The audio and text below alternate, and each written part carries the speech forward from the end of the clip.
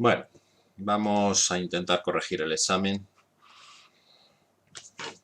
para que podáis ver que os habéis equivocado, si os habéis equivocado en algo. La primera pregunta era: una masa describe un movimiento circular uniforme, razonar si se conserva la cantidad de movimiento, el momento angular respecto al centro de la circunferencia y la energía cinética. Bueno, podemos hacerlo de varias maneras. Vamos a empezar, por ejemplo, con la manera 1, que sería pues, hacer el cálculo y ver qué es lo que pasa, ¿no? El primero, la cantidad de movimiento. La cantidad de movimiento era la masa por la velocidad. Pero estamos en un movimiento circular, así que la velocidad no es constante porque cambia la dirección. Así que si la velocidad no es constante, pues la cantidad de movimiento no es constante, es decir, no se conserva. Algunos me habéis dicho que la velocidad es constante, pero lo que es constante no es la velocidad, es el módulo de la velocidad. El módulo de la velocidad sí que es constante, pero la cantidad de movimiento es un vector. Así que esto no se conserva. Otra pregunta era el momento angular respecto al centro de la circunferencia. Si yo dibujo una circunferencia, aquí tendría el centro, el punto O, este vector que estoy dibujando aquí, pues sería el vector R, ¿verdad? Y bueno, pues la cantidad de movimiento en un determinado punto, pues podría ser tal y como esta. Esta es la cantidad de movimiento que tiene la misma dirección que la velocidad. El momento angular será un vector que es perpendicular a ese plano, es decir, el momento angular apuntará hacia arriba y como el plano de la circunferencia siempre es el mismo, pues la dirección y el sentido del momento angular también será siempre el mismo. Así que la dirección y el sentido de L0 sí se conservan. ¿Y el módulo? Pues el módulo de L0 era R por M por V por el seno del ángulo que forman, que es el ángulo de 90 grados que forman R y P, o R y la velocidad, ¿no? R es constante porque es un movimiento circular, la masa también, la velocidad en módulo también, por lo tanto esto también sería constante. Así que L0 vector se conserva en su totalidad, tanto en la dirección como en su módulo. Por fin, pasamos a hablar de la energía cinética. ¿Se conserva la energía cinética? La energía cinética era un medio de la masa por la velocidad al cuadrado. Esta velocidad que aparece aquí es el módulo de la velocidad, pero el módulo de la velocidad decíamos que sí que se conservaba, esa era constante en el movimiento circular uniforme. Por lo tanto, la energía cinética también será constante, así que sí se conserva. Así que se conservan la energía cinética y se conserva el momento angular. Y no se conserva la cantidad de movimiento. Bueno, pues esta era una forma de hacerlo. Luego está la otra forma. La otra forma de hacerlo es un poquito más técnica. Vamos a ponerlo aquí en un bonito color rojo. La primera es que si la fuerza total que actúa sobre esa partícula es igual a 0, entonces la cantidad de movimiento se conserva. La cantidad de movimiento es constante, ¿no? Porque decíamos, voy a escribirlo aquí, que la derivada de la cantidad de movimiento con respecto al tiempo pues será la fuerza, ¿no? Entonces, si F es 0, P es constante. Lo que ocurre es que en este caso la fuerza no es 0. Aquí F no es 0. porque si la fuerza fuese cero, el movimiento sería un movimiento rectilíneo uniforme o estarías quieto. Aquí tiene que haber una fuerza centrípeta. Hay una fuerza centrípeta, que es la que permite que describas un movimiento circular. Así que si la fuerza no es cero, pues la cantidad de movimiento no es constante, es decir, no se conserva. Vale, pues llegamos a la misma conclusión que de la otra manera. Vamos a ver en el momento angular. El momento angular, otro razonamiento posible sería este. ¿Cuánto vale el momento de la fuerza? El momento de la fuerza será R multiplicado por la fuerza que actúa sobre el cuerpo, que es la fuerza centrípeta. Y esto vale 0 porque R y la fuerza centrípeta forman un ángulo de 180 grados. ¿Vale? Si yo dibujase la fuerza centrípeta aquí, pues iría apuntando pues eso hacia el centro, que si os fijáis, pues tiene justamente la misma dirección en el sentido opuesto de R.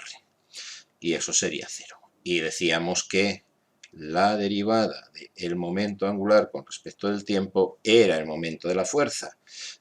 Como el momento de la fuerza es 0, pues si el momento de la fuerza es 0, pues eso significa que L0 es constante. Luego esta sí se conserva. Vale, pues ya tengo el segundo caso. Y el último caso, pues recordáis que el trabajo total era la variación de la energía cinética. Y en nuestro caso, el trabajo total es 0, porque el trabajo total es el que hace la fuerza, pero la fuerza era una fuerza centrípeta, por diferencial de R, ese sería el diferencial de trabajo, ¿vale? Pues esto sería 0, ¿por qué? Porque la fuerza y el desplazamiento están formando un ángulo de 90 grados. Así que si yo pongo aquí esto, pues esto sería F por diferencial de R por el coseno de 90 grados, que vale 0, y esto sería 0. Es decir, el trabajo total es 0, y eso significa que la variación de la energía cinética es 0, o lo que es lo mismo, la energía cinética es constante. Así que sí que se conserva. Bien, a mí en principio, tanto si me lo habéis hecho de la forma que hemos puesto en verde, como si lo hemos hecho de la forma que lo hemos puesto en rojo, o si habéis mezclado, pues unas lo habéis hecho con la forma de verde y otras con la de rojo, pues si lo habéis hecho bien, pues a mí me sirve, ¿vale?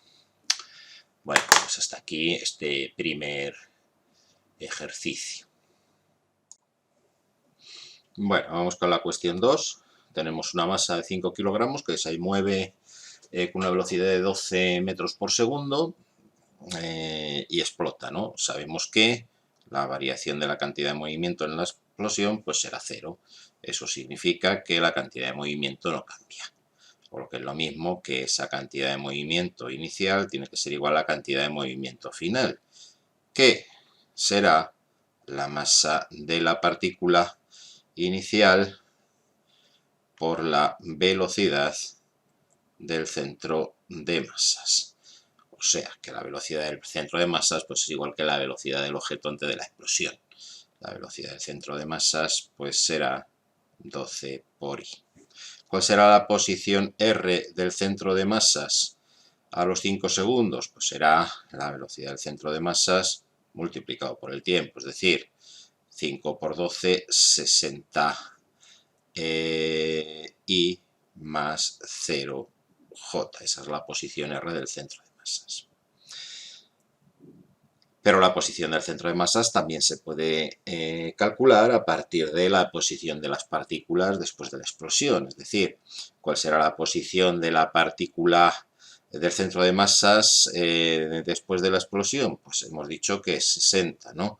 60 será igual a la masa de la partícula A2 multiplicado por su posición, que es 60, más la masa de la otra partícula 3 por la posición X de la partícula B partido por 5. Y si despejamos de aquí, pues voy a tener que la posición de la partícula B pues va a ser 60 después de la explosión en el mismo instante en el que de la partícula A pues es 60-15. Y la otra sería en el eje Y, pues 0, en el eje Y sería igual a 2 multiplicado, y la de la partícula A era 15, ¿verdad? 2 por 15 más 3 por la posición Y de la partícula B partido por 5. Y bueno, pues esto sería, esto implicaría, perdón, que Y de la partícula B, pues el 2 por 15, que es 30, pasaría al otro lado restando, sería menos 30 entre 3, sería menos 10. Así que la posición que me están pidiendo de la masa B pues sería 60 menos 10 metros. 60 menos 10, esa sería la posición de la partícula B. Vale, esta sería una forma de hacerlo. Otra forma de hacerlo, pues podríamos calcular la velocidad de la partícula B. El procedimiento es más o menos el mismo, es decir, yo sé que la cantidad de movimiento inicial, pues digo la cantidad de movimiento final. La cantidad de movimiento inicial pues será la masa, que era 5, multiplicado por 12i, y eso será igual a la cantidad de movimiento final. Para calcular esa cantidad de movimiento debería saber con qué velocidad se mueve la partícula A en el eje X y en el eje Y. La velocidad de la partícula A en el eje X pues será recorrido 60 metros en 5 segundos, pues es 12 metros por segundo. La velocidad de la partícula A en el eje Y ha recorrido 15 metros en 5 segundos, pues es 3 metros por segundo. Así que aquí lo que tendría que escribir pues sería 2 por 12i más 3, perdón, más 2 por 3j más la velocidad de la otra partícula, que no sé cuál es, multiplicado por 3, 3 por la velocidad x de la partícula B, por i, más 3 por la velocidad en el eje y de la partícula B por j. Vale, esto en realidad son dos ecuaciones, una que me dice que 60 es igual a 24i más 3 por vbx, y la otra que me dice que 0 es igual a 6j más 3 veces la velocidad vbi. Y de aquí abajo me sale que la velocidad vbi es menos 2 metros por segundo, y aquí arriba me sale que la velocidad v sub x pues sería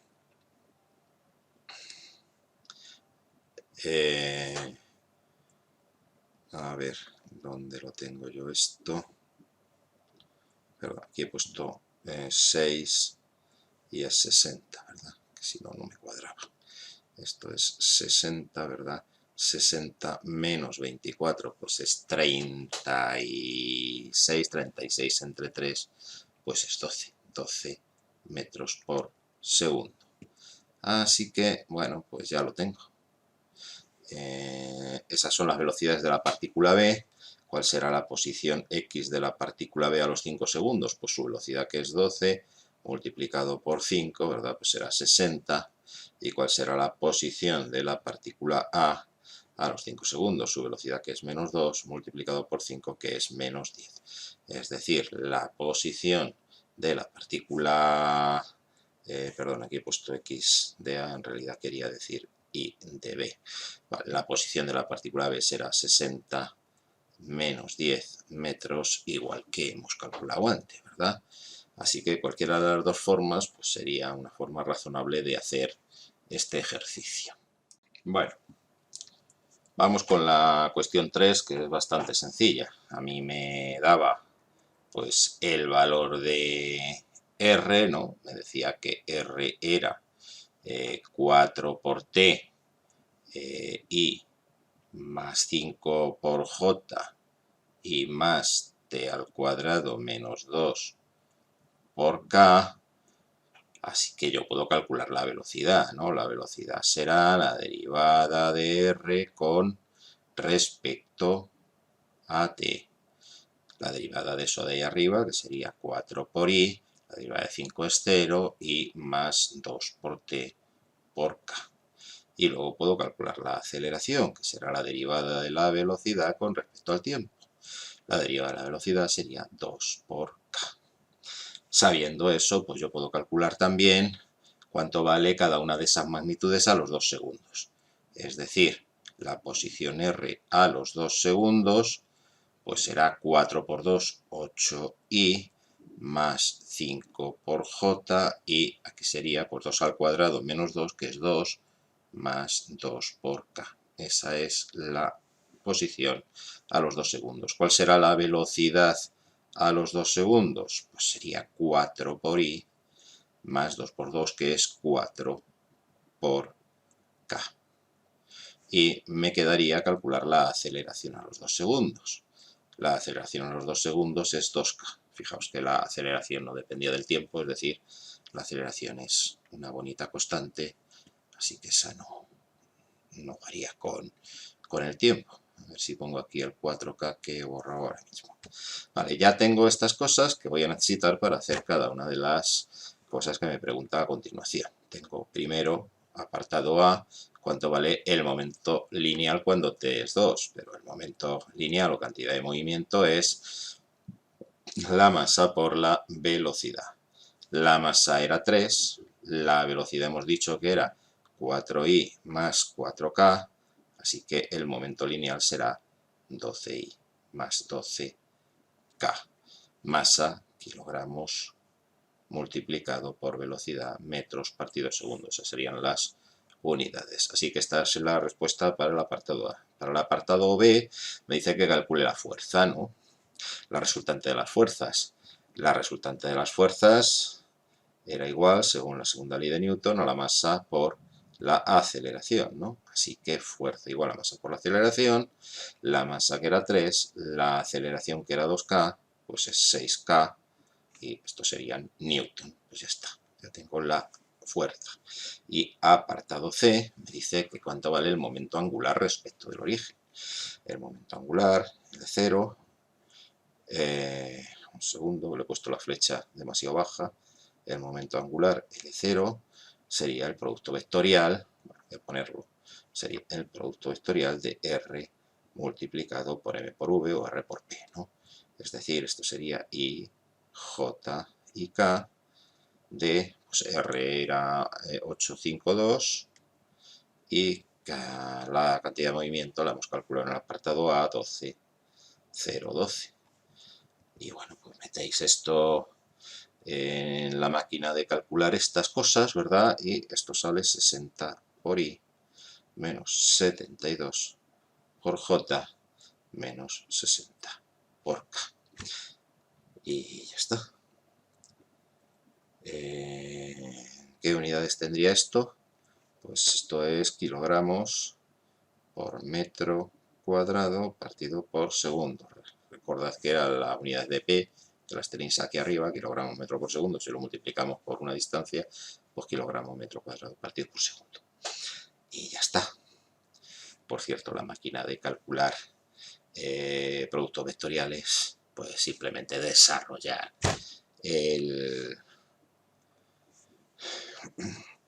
determinante este en función de los adjuntos, ¿no? Como ya hemos visto 1000 veces.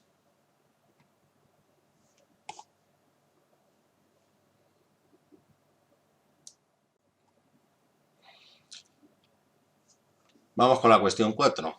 Tengo un objeto de 10 kilogramos de masa que lleva una velocidad de 5 metros por segundo. Es decir, tengo esta masa es 10 kilogramos. Supongamos que esta es la masa 1, ¿verdad? Y bueno, pues esto se mueve con una velocidad, supongamos que hacia la derecha, que es V1, que son 5 metros por segundo. Tengo otra partícula aquí, a cierta distancia, que es un objeto, el objeto 2, que lleva una masa de 15 kilogramos, ¿verdad? Y lleva una velocidad más pequeña, v2, pues será 2 metros partido segundo. Bien, el objeto 1 chocará contra el objeto 2 y después de eso, pues las velocidades que llevará cada objeto pues serán diferentes. Será v1' y v2', por ejemplo. Me dice que el choque es un choque elástico, así que se conserva la cantidad de movimiento y se conserva también la energía cinética. Recordad que las ecuaciones que tengo que plantear pues serán estas, ¿no? M1 por V1 más M2 por V2 igual a M1 por V1' más M2 por V2'. Esa sería la conservación de la cantidad de movimiento. Y la conservación de la energía cinética podíamos sustituirla, ¿verdad?, por esta otra que habíamos demostrado en clase, de donde salía. Así que esta es equivalente a la de conservación de la energía cinética. Si le pongo numeritos, pues me queda 10 por 5 más 15 por 2. Esto sería 10 por V1' más 15 por V2'. Y abajo, pues que 5 más V1' será igual a 2 más V2'. Resuelvo el sistema este, V2' pues será abajo 3 más V1', ¿verdad? Si el 2 lo paso al otro lado restando, queda 3 más V1', pues V2'. Y sustituyendo arriba, pues me queda que esto es 10 por 5 es 50 y 15 por 2 que es 80, igual a 10 veces V1' y 15 veces esto de aquí, es decir, 15 por 3 que es 45 y 15 por V1', que es 15 por V1'. Bien, esta ecuación que tengo ahí arriba, pues cuando lo paso los numeritos al primer miembro me queda 80 menos 45, que es 35, y al segundo miembro me queda 25 veces V1'. Y de ahí me queda que V1' pues es 1,4 metros por segundo y V2', que era 3 más V1', pues 3 y 1,4 pues es 4,4 metros por segundo. Estas dos son las velocidades de esos objetos después del choque. Me pregunta, ¿se perderá mucha energía cinética en el proceso? Bueno, si estamos diciendo que el choque es elástico, pues no se pierde absolutamente nada de energía. Así que no se pierde energía. Aquí a la derecha tenéis el cálculo de las energías, por si alguno lo ha hecho, y bueno, pues sale que en ambos casos son 155 julios, tanto la inicial como la final. Comprobamos que no se pierde energía, pero no había que comprobar nada, simplemente había que decir que la variación de la energía cinética es cero, porque el choque es elástico, ¿no? Así que con eso era suficiente. Es elástico. Y eso es lo que hemos supuesto, y esa ecuación es la que hemos puesto, ¿no? Que no se perdía energía. Vamos con el problema 1. Tengo ese bonito tobogán para bañistas y me dice que cuando sale del tobogán, pues el objeto se mueve con una velocidad horizontal, que no me dice cuánto vale. Lo que sí que me dice es que al cabo de un cierto tiempo, pues eso, el objeto que sale del tobogán, en la línea esta que tenemos ahí, pues choca contra el agua, y eso pasa a los 0,6 segundos desde que sale del tobogán, ¿no? Así que, bueno, lo único que tengo que hacer es plantear las ecuaciones del movimiento parabólico, ¿no? Recordamos que eran que para el eje X, ¿verdad?, pues la posición en el eje X era la posición inicial más la velocidad inicial en el eje X por el tiempo, que en este eje no había aceleración, y en el eje Y, pues que Y sería igual a la posición inicial más la velocidad inicial en el eje Y por el tiempo y menos 4,9 por el tiempo al cuadrado si estábamos sometidos a la aceleración de la gravedad. Vale. A mí me ha dicho que esta distancia, es decir, X, vale 9 metros. Por lo tanto, sabiendo eso y sabiendo que el tiempo que tarda en impactar con el agua es de 0,6 segundos, pues puedo calcular aplicando esta primera ecuación, la velocidad en el eje X. Así que me quedaría que 9 metros, ¿verdad? Pues será igual a la posición inicial, supongamos que aquí estamos en 0 metros, ¿no? Más la velocidad inicial en el eje X por el tiempo, que era 0,6 segundos. Y despejando de aquí me queda que la velocidad inicial en el eje X pues será 9 dividido por 0,6, que son 15 metros por segundo. Pero como era un tiro horizontal, pues también sé que v sub 0i era 0, es decir, la velocidad con la que sale del tobogán será la raíz cuadrada de 15 al cuadrado más 0 al cuadrado, es decir, la velocidad con la que sale del tobogán es 15 metros por segundo. También me puede interesar la altura a la que está la salida del tobogán del agua, es decir, esta altura que podemos llamarla pues H1, por ejemplo. No me acuerdo cómo la llamé cuando os hice el dibujo en la pizarra. Vale, pues si esa altura es H1, pues yo tendré que esa altura H1 es esta I0 que tenemos aquí, ¿no? Es decir, la altura final aplicando la ecuación en el eje Y, ¿no? Pues sería que la altura final es 0, eso es igual a la altura inicial, o H1, más la velocidad inicial en el eje Y, que es 0, y menos 4,9 por t al cuadrado, que es 0,6 al cuadrado. Y de ahí saco cuánto vale esa altura inicial. Esa altura inicial a mí me sale 1,764 metros. Vale, esa es la altura de la salida del tobogán sobre el agua, que más adelante la tendremos que usar. Esto sería el apartado A, si queréis, en el que aplicamos cinemática. El apartado B, para calcular la altura del tobogán desde el punto más bajo hasta este punto más alto, que yo le puedo llamar, por ejemplo, H2, suponiendo que le hubiera llamado así el día que os lo dibujé en la pizarra, ¿verdad? Pero bueno, eso no es importante, da igual como lo llames. Pues para calcular esa altura tengo que aplicar energías, ¿no? Entonces tengo que aplicar conservación de la energía. En este caso, lo que me quedará es que la variación de la energía cinética más la variación de la energía potencial es 0, porque este término de ahí, ese 0, que era el trabajo de las fuerzas no conservativas, en este caso pues es 0, porque no hay rozamiento y la normal siempre es perpendicular al desplazamiento, así que podemos aplicar esta expresión. Aplicándola me queda que 0 es igual a la velocidad al final es 15, ¿no? Pues sería la energía cinética al final 1/2 de la masa de la niña por 15 al cuadrado menos 1/2 de la masa por la velocidad inicial. Al principio la niña en la parte más alta de tobogán no lleva velocidad, pues 0 al cuadrado más la variación de la energía potencial, que es la energía potencial al final, yo voy a poner aquí el 0, ¿verdad?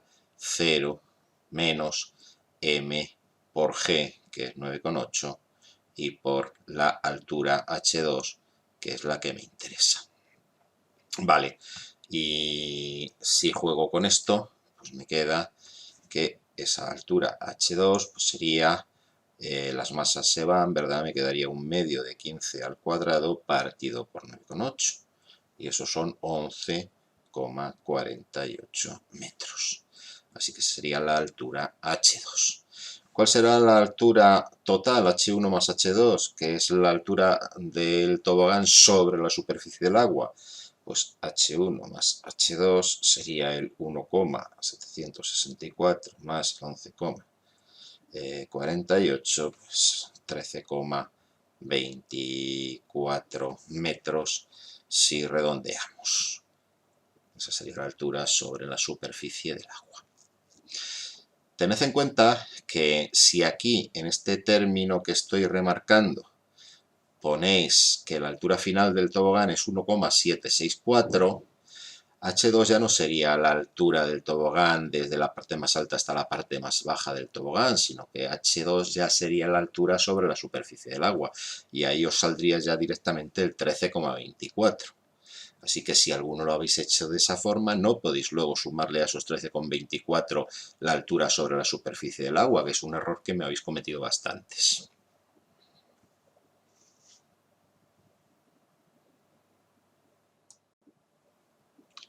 Problema 2. Lanzamos una masa de 300 gramos con una velocidad de 6 metros por segundo. Esa es la velocidad inicial, 6 metros por segundo, contra un muelle con una constante de 350 Newton por metro y todo un metro de distancia. Hay un coeficiente de rozamiento que vale 0,3. Me pregunta que cuánto se comprime el muelle. Primera cosa. Bien, lo primero que tengo que hacer es aplicar dinámica para calcular la fuerza de rozamiento. Tendré que la normal menos el peso será 0, por lo tanto la normal valdrá lo mismo que el peso. La normal vale lo mismo que el peso, que es 0,3 por 9,8 y eso son 2,94 newton. Vale, y ahora voy a calcular la fuerza de rozamiento, que será mu por la normal, el mu también es 0,3, por la normal que es 2,94, pues eso vale 0,882 newton. Vale, ¿y ahora qué? Pues ahora tengo que aplicar energías, ¿no? Tengo que aplicar que el trabajo de las fuerzas no conservativas es la variación de la energía cinética más la variación de la energía potencial. El trabajo de las fuerzas no conservativas será, en este caso, pues el trabajo de la fuerza de rozamiento, porque la otra fuerza, que es la normal, no realiza trabajo al ser perpendicular al desplazamiento. Así que en trabajo de las fuerzas no conservativas pondré la fuerza de rozamiento 0,882, por lo que se desplaza el objeto con rozamiento. ¿Cuánto se desplaza el objeto mediante o teniendo en cuenta el rozamiento? Pues toda esta distancia, se desplaza toda esta distancia. ¿Vale? 1 más X metros, 1 metro hasta el muelle, más X, que es lo que se comprime el muelle, ahí sigue actuando el rozamiento. Por eso aquí tengo que poner por 1 más X. Por el coseno de 180, ¿qué es menos 1? Pues pongo un menos ahí o pongo coseno de 180. Lo que no puedo poner es las dos cosas que me habéis puesto al me habéis puesto el menos y luego el coseno de 180 y esto, claro, pues se os ha quedado positivo. No, el menos este viene de que estamos poniendo el coseno de 180. No lo puedes poner dos veces. ¿Esto a qué es igual? La variación de la energía cinética. La energía cinética al final, cuando el muelle se ha comprimido al máximo. En ese momento el cuerpo está parado, así que 0. Menos un medio de la masa, 0,3, por la velocidad que lleva al principio, 6 al cuadrado. Más la variación de la energía potencial que tiene al final cuando el muelle está comprimido, un medio de la constante 350 por lo que se haya comprimido, que es x al cuadrado, menos 0, que es lo que teníamos al principio. Si reorganizáis esto, os sale una ecuación de segundo grado, que es esta, 175 por x al cuadrado más 0,882 por x menos 4,518 igual 0.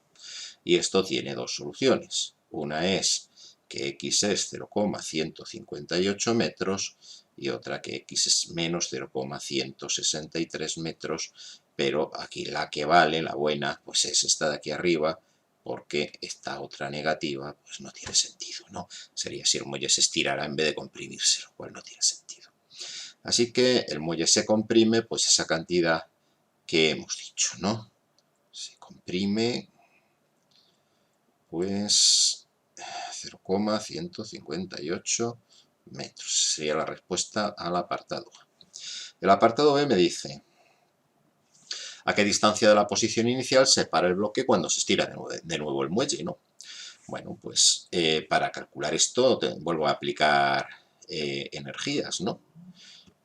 Vuelvo a aplicar energías y voy a aplicarlas diciendo, bueno, pues ahora el muelle, cuando el cuerpo salga despedido, pues llegará a algún punto imaginario situado, pues yo qué sé, voy a suponer que por esta zona, voy a poner aquí un bonito punto morado, va a llegar aquí, ¿vale? Ahí es donde va a llegar ese objeto después de salir despedido del muelle.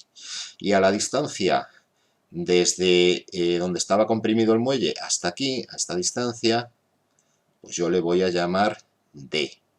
Pero vamos, le podríais haber llamado de cualquier otra manera incluso algunos de vosotros lo que habéis hecho es llamar D a la distancia a partir de aquí, que es la que realmente se os está pidiendo, y decir que la distancia que recorre el muelle es esta distancia, vamos a llamarla, pues yo que sé, D', para no confundirla con la otra D que he puesto yo, y a D' le sumáis la distancia 1 más lo que os salió antes, más X, ¿vale? Bueno, se puede hacer de muchas maneras, pero yo prefiero hacerlo como os he dicho, así que voy a borrar esa D y esas flechitas, y lo dejamos así. Vale, pues vamos a ello. El trabajo de la fuerza no conservativa ahora será la misma, 0,882 por, y hemos dicho que a esa distancia que recorre la vamos a llamar D, el menos es el coseno 180, ¿verdad? Y esto será igual a la variación de la energía cinética, al principio estaba quieto y al final también, así que la variación de la energía cinética es 0, más la variación de la energía potencial, al final el muelle está a 0, más al principio un medio de 350 por lo que habíamos comprimido el muelle, 0,158. Resolvemos esto y me sale que esa distancia D es de 4,953 metros.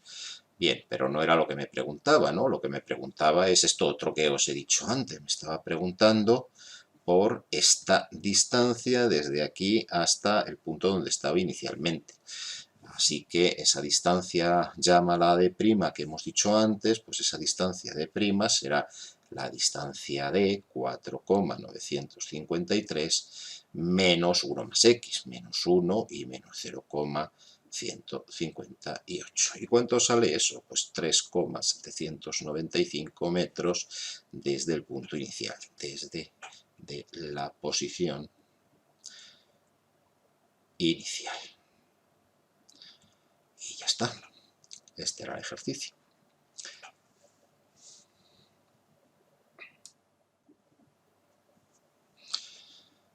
Bueno, vamos a resolver este ejercicio. Tengo una piedra atada al extremo de una cuerda, eso está girando en una trayectoria circular de 1 metro de radio. En el punto más alto, ¿qué es lo que tenemos? Tenemos que la tensión y el peso apuntan hacia el centro, por lo tanto, la tensión A más el peso pues será igual a la fuerza centrípeta, la masa por la aceleración centrípeta.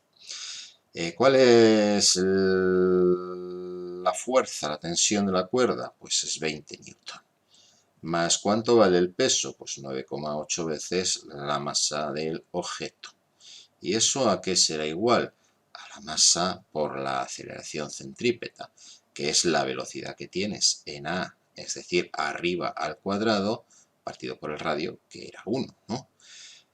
Algunos me habéis hecho este problema y me habéis puesto que la aceleración centrípeta arriba y abajo son iguales. Eso no es verdad. Eso sería igual si arriba y abajo fueran con la misma velocidad, pero ese no es el caso. Así que esta es la ecuación en el punto más alto, ¿vale? Esto es punto más alto. Vamos a ver cuál es la ecuación en el punto más bajo.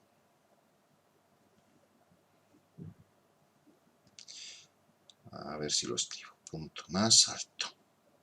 Vale, en el punto más bajo tengo la tensión que tira hacia arriba, ¿verdad? Que va hacia el centro, esa es la positiva, 49,4, menos el peso que va en la dirección opuesta, menos 9,8 m. Esto sería igual a la masa del cuerpo por la velocidad de v al cuadrado partido por 1. Esto sería en el punto más bajo.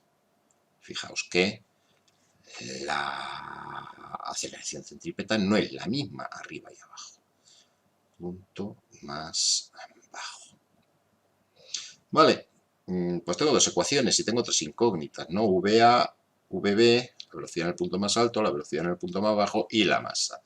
La tercera ecuación, ¿de dónde la saco? La saco de la conservación de energía. En este caso, la conservación de energía me dice que 0, que es la variación de la energía cinética más la potencial, ya que solo está la tensión de la cuerda como fuerza no conservativa y esa no hace trabajo porque es perpendicular al desplazamiento, pues eso sería igual a la variación de la energía cinética. Voy a poner que el punto más bajo sea el final, pues 1/2 de m por vb al cuadrado menos 1/2 de m por va al cuadrado, más, en el punto más bajo la altura es 0, así que 0 de energía potencial, menos m por g, 9,8 y por la altura, que es 2 veces el radio, pero el radio era 1 metro, así que por 2 metros. Y ya está. Esta es la ecuación que sale por energías. Así que 2 ecuaciones de dinámica, la del punto más alto, la del punto más bajo y una de energías. 3 ecuaciones, 3 incógnitas. Y aquí el personal pues se ha complicado muchísimo la vida para resolver el sistema. Pero es muy sencillo en realidad, porque si os fijáis, aquí tenéis masa por velocidad a al cuadrado y eso lo tenéis aquí. Y aquí tenéis masa por velocidad b al cuadrado y eso lo tenéis aquí. Y eso es lo que voy a hacer, sustituir esas cosas ahí. Bien, ¿cómo me quedaría entonces? Pues me quedaría, vuelvo a poner un bonito color azul, me quedaría que 0 es igual a 1 medio. ¿Y cuánto valía mvb cuadrado? Pues valía esto de aquí, 49,4 menos 9,8 por m. Menos 1 medio de... ¿Cuánto valía m por v al cuadrado? Pues valía 20 más 9,8 por m. 20 más 9,8 por m. Y esto de aquí, pues menos 2 por 9,8, que es 19,6 veces m. Abro los paréntesis, me queda que 0 es igual a 24,7 menos 4,9 m menos 10 menos 4,9 m menos 19,6 m. Y esto sería 0 es igual a 14,7 menos 29,4 m. Y de aquí me sale pues que m es igual a 14,7 partido por 29,4, esto es 0,5 kilogramos. Así que ya tengo lo que vale la masa. Y luego despejando de ahí arriba, pues me queda la velocidad VA será la raíz cuadrada. Fijaos que tengo el 20 por 9,8m, 20 por 9, perdón, 20 más 9,8 por 0,5 dividido por 0,5 y esa velocidad me sale 7,06 metros por segundo y la velocidad de B pues me sale, despejando de esta otra, pues, 49,4 menos 9,8 por 0,5 partido por 0,5 y eso es 9,43 metros partido segundo. Y ya tengo lo que es el apartado. Vamos a ver el apartado B, que me dice que cuál sería la velocidad mínima en A para describir la circunferencia. Os conté en su día que la condición para ser capaz de describir la circunferencia con velocidad mínima, pues es que la tensión en el punto más alto sea 0. No que la velocidad sea 0, que la tensión sea 0. Y si la tensión es 0, pues ¿qué ecuación me quedaría? Que 0 más 9,8 por la masa, que por cierto la masa ya la puedo sustituir porque esa la había calculado, 9,8 por 0,5, pues sería igual a la masa 0,5 por la velocidad de A al cuadrado partido por 1. Es decir, estamos hablando de esa primera ecuación, ¿verdad? En realidad, para calcular esto daba igual la masa, ¿no? Porque las masas se me van a ir y lo que me queda es que la velocidad de A pues es la raíz cuadrada de 9,8. Y eso es 3,13 metros segundo cuadrado. Y esta sería el apartado B y este sería el examen.